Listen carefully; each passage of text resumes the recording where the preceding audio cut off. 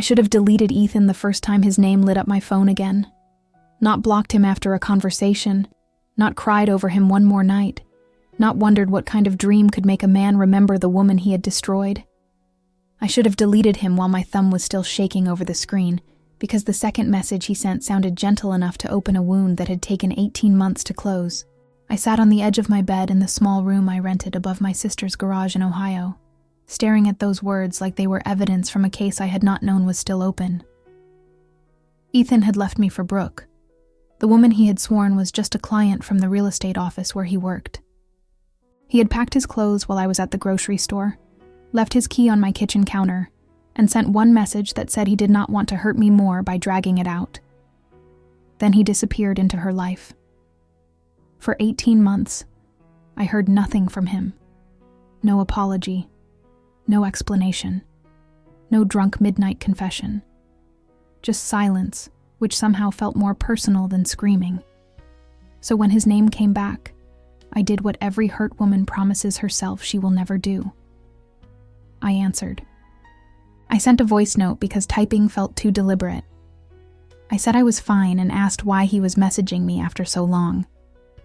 My voice sounded calm enough, but my hands were cold. He answered almost immediately, saying it was good to hear me, saying he had been scared something had happened to me, saying he knew he had no right to check on me. But my heart did not ask permission before it recognized him. I had spent a year and a half building a life that looked smaller than it really was. To most people in town, I was just Claire, the woman who worked the early shift at Hazel's bakery, drove a scratched silver Corolla, and lived behind her sister's house because rent had gotten ridiculous. People saw my apron, my tired hair, my cheap phone case, and made quick decisions about me. What he never knew was that Hazel's bakery belonged to me. Not just the bakery, the brick building it sat in, the 3 upstairs apartments, the empty storefront next door, the parking lot behind it. My aunt had left the property to me 2 years earlier, along with a small commercial trust worth $1.4 million. But the paperwork was buried under an LLC with a name nobody connected to me. I kept working the counter because Hazel had been my aunt, because the bakery still made me feel close to her, and because I had learned what people showed you when they thought you had nothing. At first, our messages were harmless enough to make me feel stupid for being suspicious. He sent good morning once, then again 2 days later. Then a photo of rain on his windshield with a stupid comment about how I used to hate driving in storms. I mostly replied with a thumbs up or one sentence. I told myself I was being mature. I told myself a conversation was not a betrayal of my own healing. I was alone in the bakery, counting the drawer under the yellow light by the register. The ovens were cooling behind me. Flour dust still clung to my forearm. His name came up while I was writing the daily total, $2,146.75 in the ledger. I answered and asked how Brooke was. Then he laughed, but it came out too quick. Brooke? No. That ended a long time ago. I am not with anyone. I stared at the roll of quarters in my hand. He said it again, slower, like he was trying to convince both of us. He told me they had been over for months, that he had made a terrible mistake, that being with her had only made him understand what he had lost with me. He asked if I would meet him at Larkin's, the little restaurant near the river where we used to go on Saturday nights. He said he had passed it recently and thought of me. He said he knew I might say no. I should have said no before he finished asking. Instead, I looked around my empty bakery, at the display case I had paid to replace for $11,800, at the floor tiles I had scrubbed myself after the contractor walked off the job, and I felt lonely in a way that made me reckless. My sister Maya knew something was wrong before I told her. She was sitting at my kitchen table folding her son's school shirts when she saw me trying on the navy dress I had not worn since before the breakup. She asked where I was going. I said dinner. She asked with who. I said Ethan. Then she asked if I had checked whether he was really alone. Maya did not yell. That made it worse. She just looked at me like she was watching me walk back into a burning house because I missed the furniture. Ethan picked me up at 7 in a black BMW I had never seen before. He stepped out wearing a charcoal jacket and that smile that used to make me forget whole arguments. He hugged me a second longer than a friend would. When he pulled back, his eyes moved over my dress, my hair, my face. And for one dangerous moment, I believed he was seeing me again, not just remembering what I had been to him. At Larkin's, the hostess looked at him, then at me, then smiled like she knew something. I noticed it, but I pushed the thought away. The restaurant had changed the lights, added green booths, raised the steak price to $42, but the corner table near the small stage was still there. We ordered what we used to order: salmon for me, ribeye for him, 2 ginger ales because I did not want wine-making decisions for me. He apologized without defending himself. He said he had been selfish. He said leaving the way he did was cowardly. He said Brooke had made him feel important when he was insecure, and that he had confused attention with love. He did not say anything cruel about her, which made him sound more honest. When the band started playing an old soul song, he reached across the table and touched my hand. Just 2 fingers at first. I looked down at them, and every sensible part of me went quiet. We danced because I wanted to know whether my body had forgiven him before my mind did. His hand found my waist the way it used to. His cheek brushed my hair. He whispered that he had missed this more than he knew how to explain. Around us, older couples swayed under amber lights, and for a few minutes I let myself be the woman I had been before his betrayal made me suspicious of happiness. Then I saw Brooke. She was not at a table. She was near the bar, standing with another woman in a cream coat, staring straight at us. I went stiff in Ethan's arms. He felt it and asked what was wrong. I said her name. His hand tightened once on my waist before he turned his head. She walked over slowly, like she owned the room and everyone in it.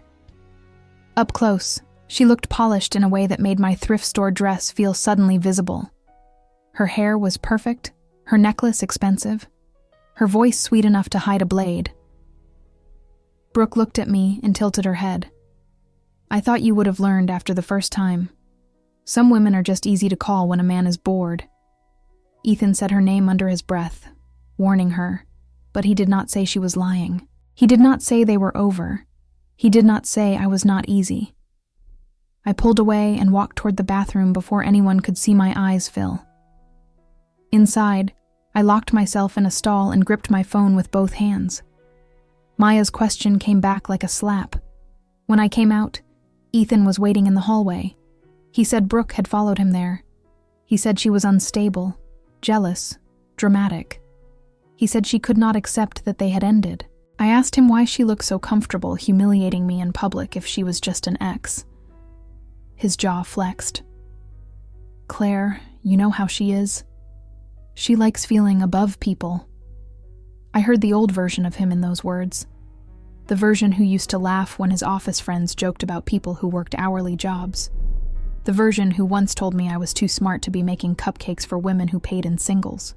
Back then, I had let it pass, because love can make disrespect look like a personality flaw instead of a warning. He followed me to the parking lot, apologizing fast. He said Brooke had ruined the night on purpose. He said he had been trying to tell me the truth slowly, because the situation was complicated. He said he loved me once, and maybe still did. Outside my sister's house, he parked under the maple tree and turned toward me with tears in his eyes. He said losing me had been the worst decision of his life.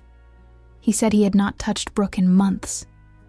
He said legal stuff was dragging out because money was involved, but emotionally, he was gone. He rubbed his forehead and said he had helped Brooke's family with a business deal that went bad. A restaurant lease, some renovation debt, maybe $86,000, he said. He made it sound like a mess he was trying to escape, not a trap he was still living inside. Then he looked at me like the truth had exhausted him. He kissed me before I could answer. I kissed him back before I could stop myself. The next morning, Ethan sent flowers to the bakery. White roses, the kind he used to bring when we first started dating. The card said, "I am not proud of my past, but I know who I want beside me now." Everyone at work saw them. Denise, my cashier, whistled and asked if I had a secret boyfriend. I forced a smile. Then a customer near the pastry case said she had seen me at Larkin's with Ethan and asked if that was Brooke's husband. The woman looked embarrassed, then said she thought they had gotten married last year, maybe at the courthouse. She was not sure. She only knew Brooke because her cousin handled flowers for the reception party at some country club outside Columbus. Then I went into the back office, locked the door, and typed Brooke's name into the county records website with hands that did not feel attached to me. A marriage license was there, filed 14 months earlier. The room went silent in a way silence should not be able to. I could hear the compressor in the walk-in cooler. I could hear Denise laughing nervously with a customer out front. I could hear my own breathing turn shallow. I screenshotted the record. Then I screenshotted the date. Then, because humiliation has a strange way of making your mind practical, I searched the business registry for Brooke's name. Brooke's family had filed a new restaurant company 6 weeks earlier. The registered address was not open yet, but I knew it instantly because I had walked past its papered windows every morning for months. I sat back in my chair and stared at the screen. The lease application had come in under Brooke's mother's name, not Brooke's. My broker, Alan, had emailed me about it twice, saying a family group wanted to open an upscale brunch place and was prepared to sign a 5-year lease at $5,900 a month, plus a $34,000 renovation deposit. Ethan was not just crawling back because he missed me. He was circling the one person who secretly controlled the building his wife needed. I did not confront him that day. I let him text. I let him apologize. I let him explain that Brooke had embarrassed me because she was bitter. I even let him call me sweetheart once, just to hear how easily he could lie after being caught. We met at a coffee shop downtown instead of Larkin's. I chose the place because it had cameras near every table, and because my attorney, Rachel, had told me once that people reveal more when they believe they are having an emotional conversation, not a legal one. I did not tell Rachel yet. I only heard her voice in my head. Ethan arrived carrying guilt like a costume. He touched my hand, called Brooke cruel, said he was ashamed I had been dragged into his unfinished mess. When I asked if he was married, he looked away, just long enough to answer wrong. That is how some men describe a wife when they want another woman to stop asking questions. I told him I had seen the record. His face changed. Not into fear exactly, more like irritation that I had moved faster than he expected. He said the marriage was dead on paper. He said they lived separate lives. He said Brooke's family was pressuring him because of the restaurant. Then he leaned forward and lowered his voice, as if letting me into a secret. He told me Brooke and her mother had sunk $118,000 into the build-out already. He said if the lease fell through, they would lose the contractor, the equipment order, and a private investor. He said the landlord was some faceless LLC dragging its feet. He said he had signed a personal guarantee for part of the debt back when he was trying to keep the peace. Around $52,000, he said, like he was confessing something noble.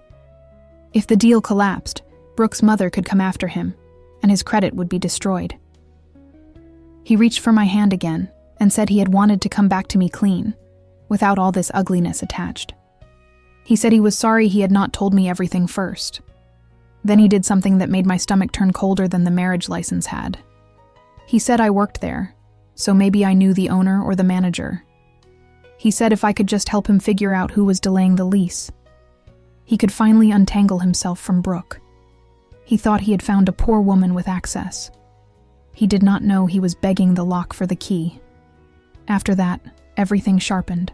I noticed how he asked about the building without sounding too interested. I noticed how every apology led back to the restaurant. I noticed how every sweet memory ended with a practical question. Did the owner ever come by? Did I know who handled maintenance? Did I have access to the office? Had I seen anyone measuring the empty space next door? 2 weeks passed like that. Ethan played wounded. Brooke played superior. I played smaller than I was. Brooke came into the bakery on a Wednesday morning wearing sunglasses indoors and pretending she did not recognize me. She ordered a latte, took one sip, and told Denise it tasted burned. I came over because I knew she wanted me to. She looked at my apron, then at the flower on my sleeve, and smiled the same smile from Larkin's. She said, "This place is cute. I always wondered where women like you landed." Brooke leaned closer and said, "No, I just wanted to see it. Ethan told me you were still here." It makes sense, honestly. Some people move forward. Some people stay exactly where they were left. That sentence landed in front of 3 customers and 1 teenage employee who looked like she wanted to disappear. I could have told her the building was mine, that her $34,000 deposit was waiting on my signature, that the woman she was mocking could reject her lease before lunch. Instead, I apologized for the coffee and handed her a fresh one. When Brooke left, Denise asked if I was okay. I said yes. Then I went to the back office and called Rachel. Rachel had been my aunt's attorney before she became mine. She knew every LLC, every property, every document I kept hidden because small towns treated female ownership like gossip. I told her about Ethan. I told her about Brooke. I told her about the marriage record, the lease, the personal guarantee, the humiliation at Larkin's and the bakery. Then she said, "Claire, do not sign anything. Do not reject anything yet either. Let them show you what they are trying to do." By Friday, Alan forwarded the full lease package. Brooke's mother had offered to increase the renovation deposit to $41,000 if the landlord approved within 72 hours. The application included Ethan as a consultant and guarantor. His income was listed as $142,000 a year from real estate commissions, which I knew was inflated because Ethan had once cried over a $9,600 tax bill. The letter said Brooke's restaurant group would be an excellent addition to the property, that I, as the senior manager of the bakery, had known Ethan for years and trusted his character. It had my name typed at the bottom. Ethan had not only lied to me, he had used my name to pressure my own company into approving his wife's lease. I called Alan and asked where the letter came from. He said Ethan had emailed it directly, explaining that the bakery manager could confirm his reliability because they were old friends. Alan sounded uncomfortable when he said old friends. Ethan's message was careful, polished, confident.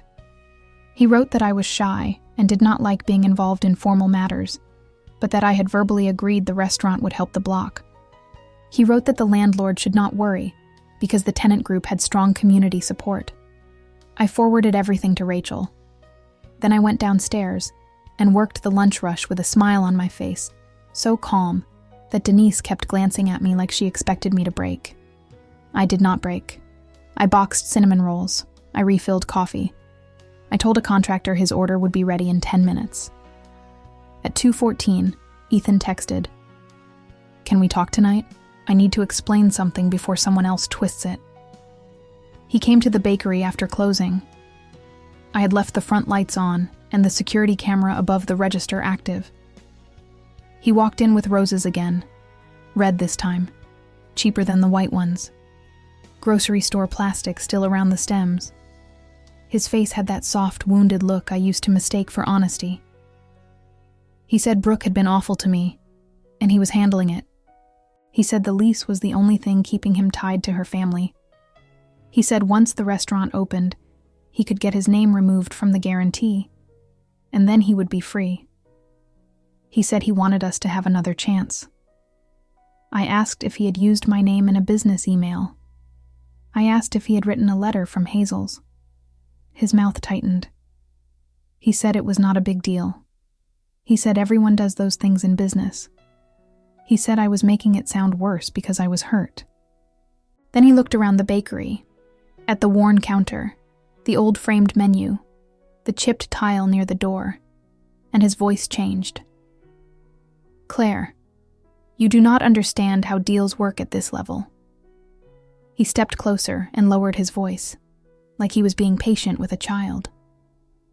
He told me the restaurant could bring serious money to the block. He told me Hazel's would benefit from the foot traffic. He told me I should not sabotage people who were actually trying to build something. He said, "She is my wife legally, yes, but that does not mean she has what you and I had." My phone buzzed on the counter before I could answer. It was Maya, then again, then a third time. I ignored it because Ethan was still talking, still explaining, still burying himself. He said Brooke's mother had put up $76,000 in cash. He said the investor would walk if the lease was not approved by Monday. He said if I cared about him at all, I would help him get in front of the owner. This time, I answered. Her voice was high and breathless. She told me to sit down. I said I was standing in the bakery with Ethan. There was a pause so sharp I heard traffic outside through the front windows. Then she said, "Claire, he was in an accident." Maya said she had just gotten a message from Ethan's sister, Natalie. There had been a wreck on Route 33 that afternoon. Brooke's car had been hit near the exit ramp. Brooke was in the hospital with minor injuries, and Ethan was listed as her emergency contact because he had been in the passenger seat. Maya kept talking, but I barely heard her. Something about Natalie thinking I should know. Something about Brooke saying they had been coming back from the restaurant site meeting. Something about Ethan leaving the hospital before giving a full statement because he said he had somewhere important to be. I ended the call and looked at him. He did not ask what Maya had said. He already knew. I picked up the roses from the counter and set them gently in the trash. Then my laptop chimed in the back office. A new email from Rachel had arrived. The subject line said, "Claire, you need to see the final page of the lease." I walked to the office with Ethan following me, begging me to listen, telling me it was not what I thought. I opened the attachment. My eyes went straight to the highlighted clause.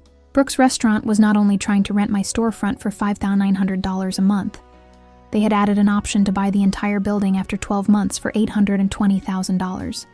The building was worth $1.7 million. And at the bottom of the document, under landlord acknowledgement, someone had tried to insert my aunt's old signature. For 18 months, he thought I was the woman he had left behind. Now I was looking at the paper that proved he had come back to finish the job. For seconds, I did not feel angry. That came later. At first, I felt something colder, almost quiet, because the lie was no longer floating around my life like a bad smell I could not name. It was sitting on my laptop screen in black letters, attached to a legal document, with my aunt's dead name being used like a tool. Ethan stood behind me, saying my name over and over. He told me I was misunderstanding the clause. He said Brooke's mother had probably added it without telling him. He said the signature page was old, maybe copied from a previous draft, maybe an accident from the broker's office. Every explanation came too fast. I asked if he had known they added the purchase option. He swallowed before answering. That was enough. He said he knew there had been talk about buying eventually, but not like that. He said $820,000 was just a placeholder, not an insult, because the building needed updates. Then his eyes moved to the cracked tile near my office door, and for 1 second, the old contempt slipped through. That glance saved me from wanting to believe him. I told him to leave. He reached for my arm, not hard, but familiar enough to make my skin reject him. I stepped back and told him again. Leave. His wounded face disappeared, and something sharper replaced it. He said I did not understand what kind of people Brooke's family were. He said if I got in the middle, they would crush me just to protect themselves. That was when I saw what he truly thought of me. Not stupid exactly, not worthless exactly, just small. He still believed I was someone standing near power, not someone who had it. I opened the front door and waited.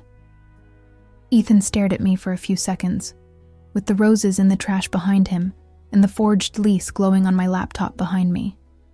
Then he walked out. I locked the door with hands that were finally shaking.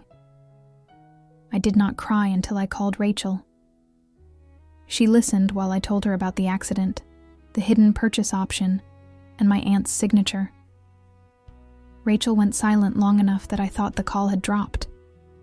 Then she said, Claire, from this moment on, you do not speak to him alone. The next morning, I sat in Rachel's office with coffee I never drank and a folder thick enough to make the table look smaller. Rachel had already pulled the property file, the trust documents, the lease application, Ethan's email, the forged signature page, the bakery security footage, and every text where he had pretended he was free.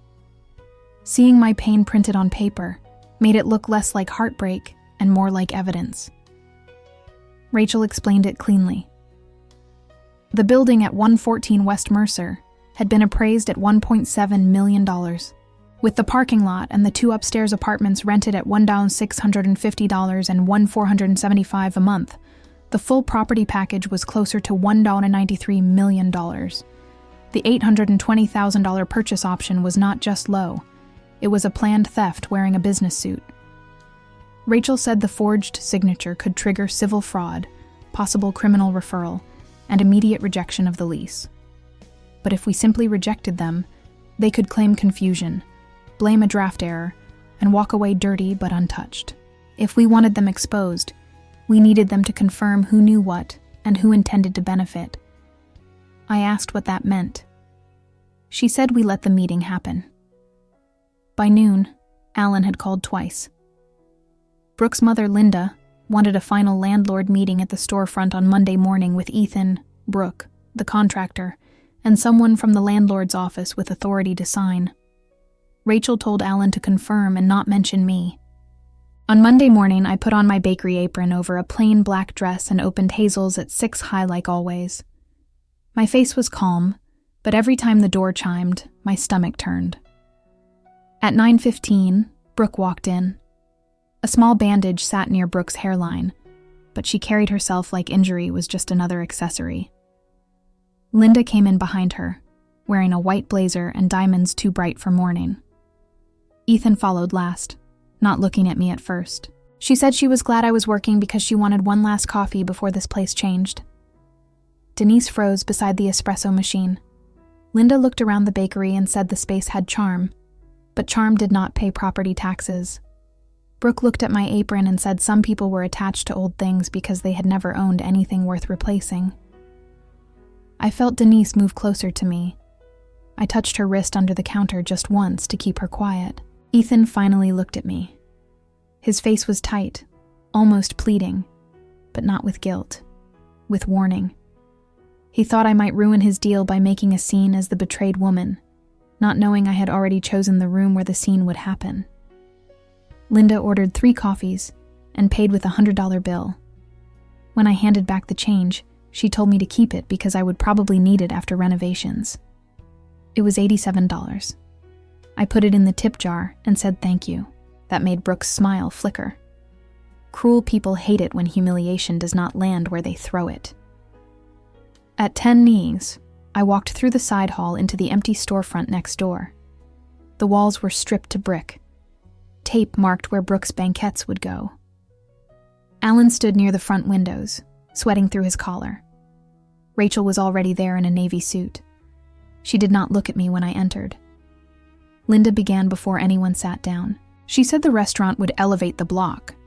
Her family had access to a $300,000 private investment line, had already spent $118,000 on design, equipment deposits, legal fees, and contractor retainers, and any further delay would be unacceptable.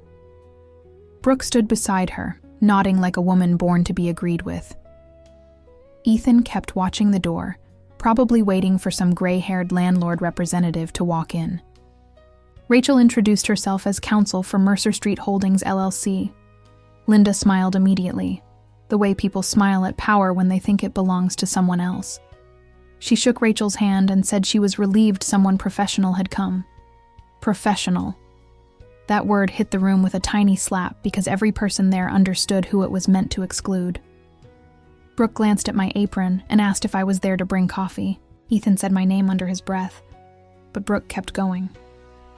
She said this was a business meeting, not a place for old girlfriends to hover and feel important. Linda added gently that staff should probably wait outside unless called. Rachel looked at me for the first time and asked if I wanted to sit. Brooke laughed before I moved. She said, "Sit." Why would she sit? The room went quiet. I pulled out the chair at the head of the folding table and sat. Linda's smile hardened. She said she did not know what kind of arrangement the bakery had with the landlord, but she hoped personal drama would not interfere with a 6-figure commercial development. She said her family had brought serious money to the table and did not have time for emotional women who confused history with leverage. Then Brooke leaned over the table and said the sentence that ended whatever pity I had left. She said I had lost Ethan once because I was beneath his life, and I should not embarrass myself trying to act above his business. Ethan closed his eyes. Not because he was sorry, because he knew she had said too much. Rachel opened her folder. She placed the lease packet on the table, turned to the purchase option, and asked Linda to confirm whether this was the document her team intended to execute. Linda said yes. Rachel asked whether the $820,000 purchase option was intentional. Linda said it was a standard future acquisition clause based on anticipated improvements by the tenant. Rachel asked if everyone had reviewed it. Linda said yes. Brooke said yes. Ethan hesitated, then said yes too. There it was. The sound of 3 people stepping into the hole they had dug. Rachel asked about the landlord acknowledgement signature. Linda said it came from prior paperwork supplied by someone familiar with the property. Rachel asked who. Linda looked at Ethan. He said it was from an old bakery vendor file. He said he had only meant to show that the landlord had a prior relationship with the business. His voice shook on the word only. Rachel asked if he knew Eleanor Whitaker, my aunt, had been dead for 2 years. The room changed. Linda turned to Ethan slowly. Brooke's mouth opened, then closed. Ethan looked at me for the first time like I might be more dangerous quiet than speaking. Rachel continued. She said Eleanor Whitaker's signature appeared on no active landlord document after her death, that the attached acknowledgement was not valid, and that attempting to insert it into a commercial lease package created a serious legal issue. Linda immediately said they would withdraw that page. Brooke said it must have been a misunderstanding. Ethan said nothing. Then Rachel placed a second document on the table. It was the appraisal summary. $1.7 million. Then the parcel valuation, $230,000.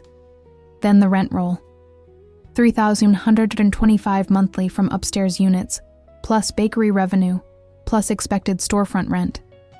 She said the proposed purchase option represented less than half the property's documented market value. Linda's face lost color, but she recovered fast. She said valuations were negotiable, and maybe the owner would appreciate a clean exit. Brooke looked at me again and said this had nothing to do with me. Rachel closed the folder, folded her hands, and said, "Actually, it has everything to do with her." No one moved. The old radiator clicked against the wall. A car passed outside.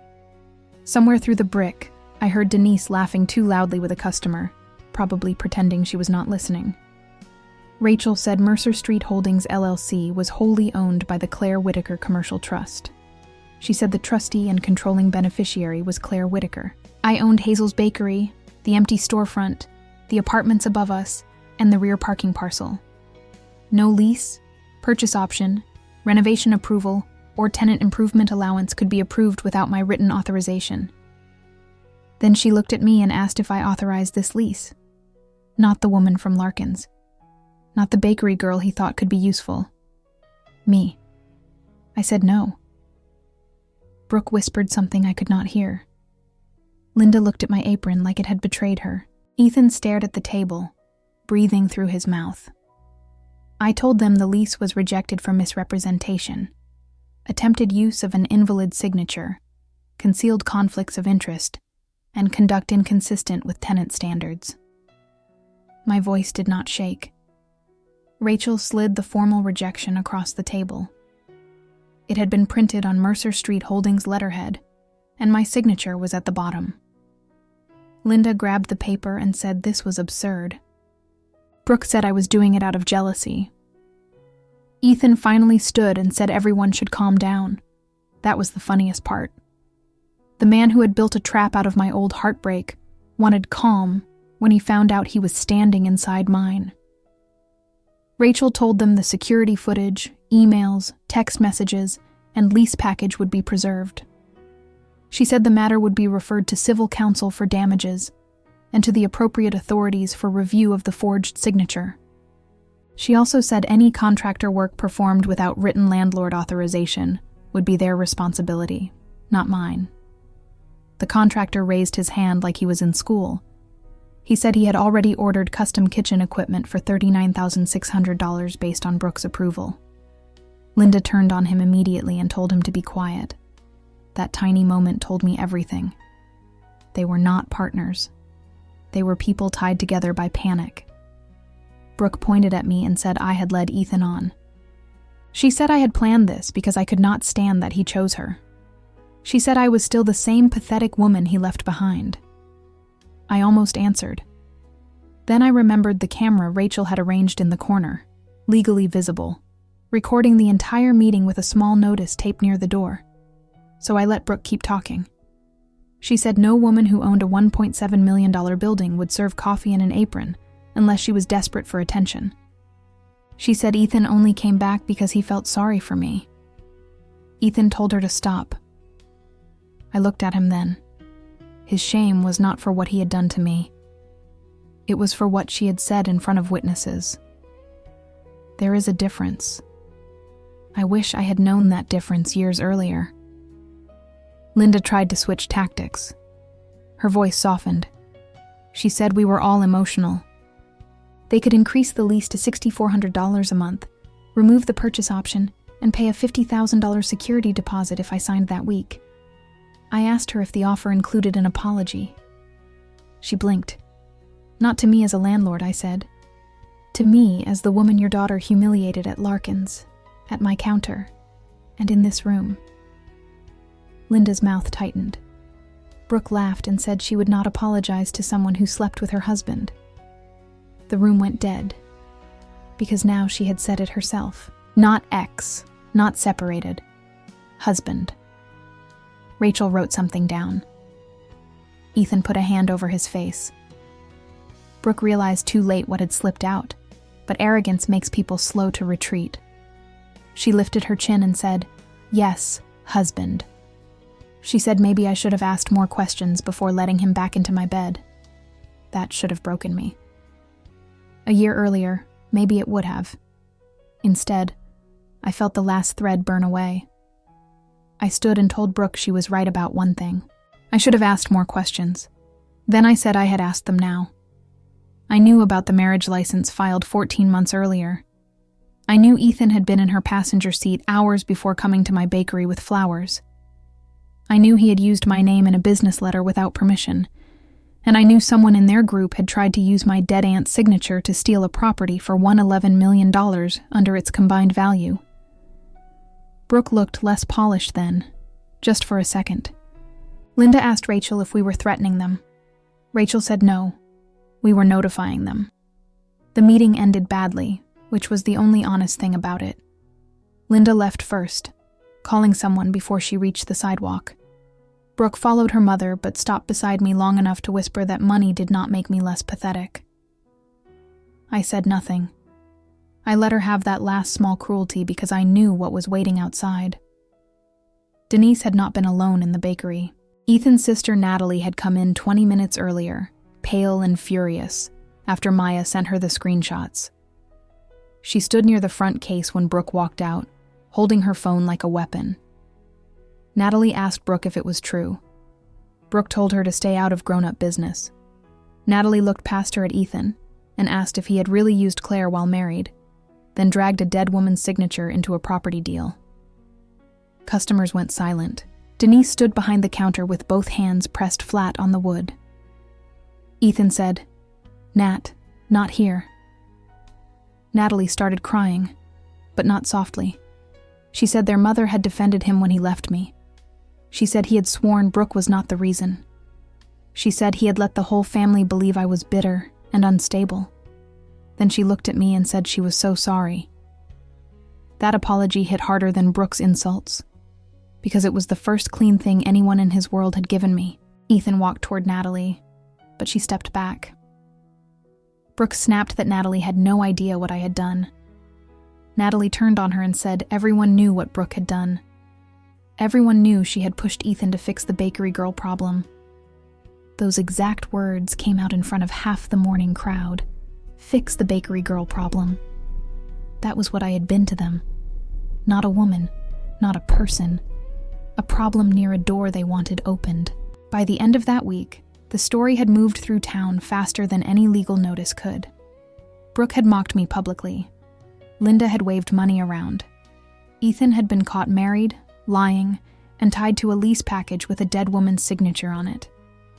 Rachel filed a civil complaint seeking damages, legal fees, and injunctive relief against the restaurant company. The initial claim was for $312,000, including attempted impairment of property value, unauthorized use of landlord materials, and projected losses from the delayed lease process. She also sent the signature issue to the county prosecutor's office. But real consequences do not always look dramatic at first. Sometimes they look like emails being forwarded to licensing boards. Ethan's brokerage suspended him pending review after Alan provided the business letter he had sent using my name. 2 sellers pulled their listings from him, including a $940,000 lake house that would have given him a commission near $28,000. The restaurant investor withdrew the $300,000 line.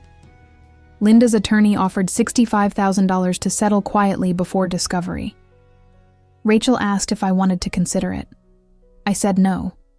Not because I needed more money, because silence was what people like them counted on. 2 months later, mediation was held in a glass conference room on the 22nd floor of a downtown Columbus office tower. Ethan looked thinner. Brooke looked angry enough to crack her teeth. Their first serious offer was $110,000, plus mutual confidentiality. Rachel rejected it before I spoke. The second was $175,000. The third was $240,000, with a written admission that the signature page had been improperly included and that no purchase option had been authorized by the landlord. I asked for one more thing. I wanted a written apology from Ethan, acknowledging that he had misrepresented his marital status to me and used our past relationship to seek business access.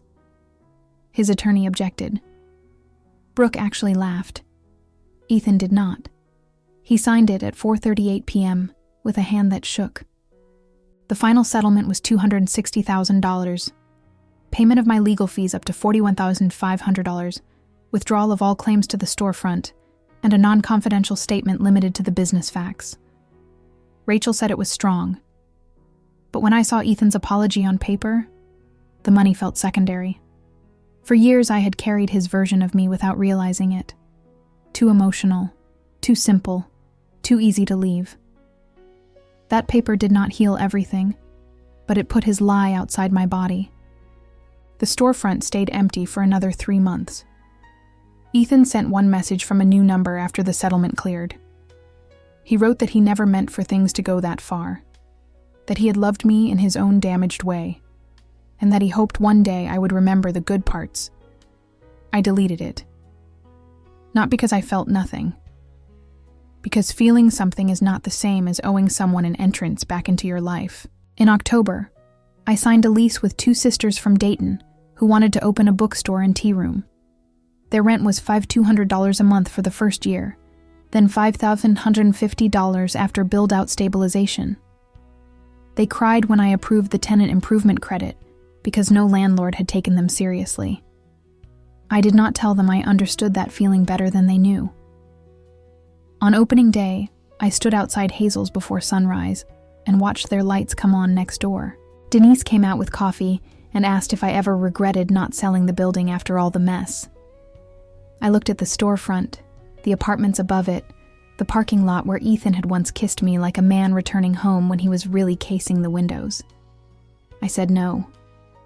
Later that morning, Natalie came by with her mother. Ethan was not with them. His mother cried before she could speak. She said she was sorry for believing the version of me that made her son look better. I accepted the apology because it cost her pride. Brooke and Ethan divorced before Christmas.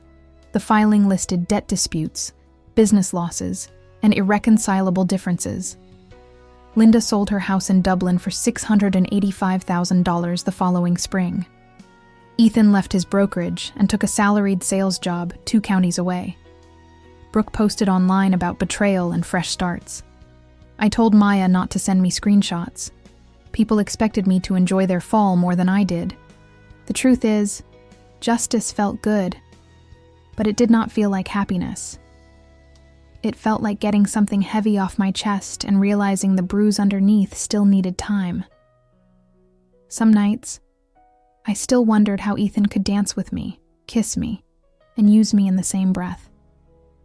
Then I would remember Brooke saying I was beneath his life, and I would remember his silence. That silence answered every question he never had the courage to face.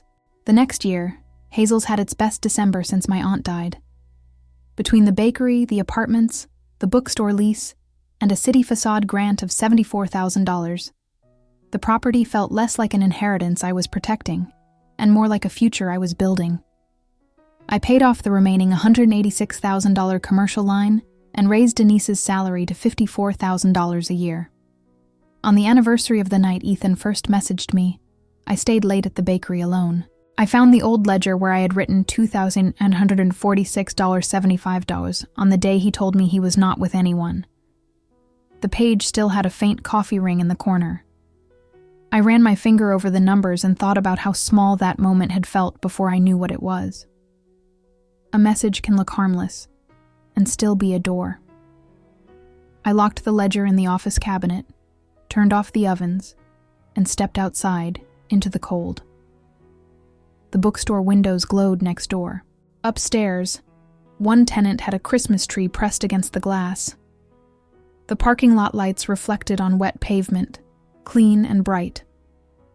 I was not the woman Ethan left. I was not the woman Brooke mocked. I was not the bakery girl problem. I was the woman who owned the building, the truth, and finally, the ending. And sometimes, I still wonder what would have happened if Ethan had simply apologized when he came back, instead of trying to use me one more time. Maybe I would have forgiven him. Maybe I would have let him walk away with dignity. But he mistook my silence for weakness, my apron for poverty, and my broken heart for an unlocked door. So when people ask me if I believe revenge heals anything, I tell them no. But I do believe exposure does.